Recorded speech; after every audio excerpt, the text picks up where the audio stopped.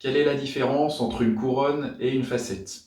Alors, il y a beaucoup de similitudes entre les facettes et les couronnes. Les deux peuvent être en céramique, en zircone ou en résine. Les méthodes de fabrication sont aussi similaires et leur prix aussi.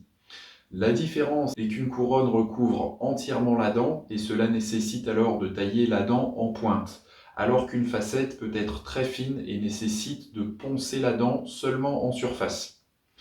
Parfois, on fait aussi des couronnes partielles qui sont un peu entre une couronne et une facette. On peut voir une couronne partielle comme une facette plus épaisse ou alors comme une couronne plus fine. La limite entre les deux est plutôt mince. Ce qu'il faut retenir, c'est qu'une facette vous permet de conserver un maximum de tissu dentaire naturel. C'est donc ce que le dentiste préfère. On nous demande aussi parfois s'il est possible de poser une facette sur un bridge ou une couronne dentaire. La réponse est non.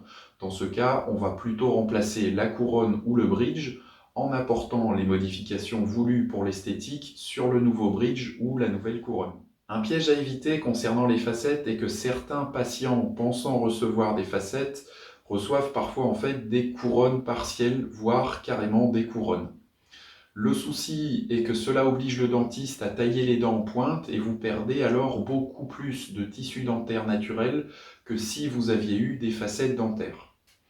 Dans certains cas, le patient qui pensait recevoir des facettes en céramique se retrouve plutôt avec des couronnes en zircone. Il faut donc bien faire attention aux mots utilisés pour parler des facettes et bien vérifier avec le dentiste ces deux questions. Est-ce que je vais recevoir des facettes ou des couronnes partielles ou des couronnes? Quelle est l'épaisseur des facettes? Et est-ce que les facettes seront en zircone ou en céramique ou en porcelaine? Alors qu'en est-il des facettes sans limer les dents? Attention, c'est un abus de langage qui date de la période où les facettes dentaires en céramique ont commencé à être proposées au grand public. Les dentistes ont voulu différencier les facettes en céramique en indiquant que ce nouveau type de facette ne nécessitait pas de limer vos dents en pointe. Cela pour différencier les facettes en céramique des facettes en résine. Toutefois, ce terme est trompeur car même dans le cas d'une facette en céramique très fine, il faut au minimum poncer un peu la surface de la dent pour retirer l'épaisseur de la facette afin de ne pas créer de surépaisseur sur la dent.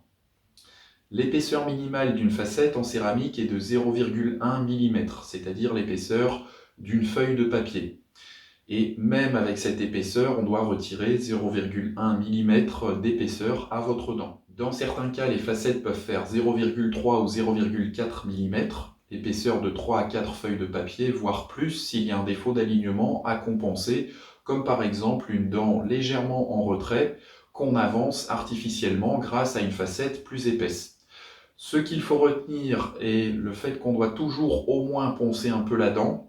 La pose de facettes n'est donc pas un acte anodin. On fait souvent la comparaison avec les faux ongles que vous pouvez retirer sans être obligé d'en remettre. Les ongles repoussent, mais l'émail qu'on a retiré à vos dents pour la pose de facettes ne reviendra pas. Il faut donc bien réfléchir avant de poser des facettes, car une fois que vous commencez avec des facettes, vous devrez toujours veiller à remplacer une facette si vous la perdez.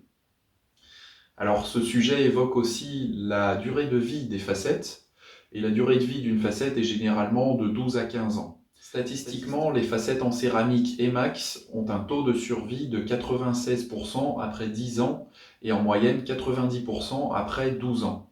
Quoi qu'il en soit, retenez que quel que soit le type de facette que vous posez, il faudra peut-être un jour en remplacer une partie.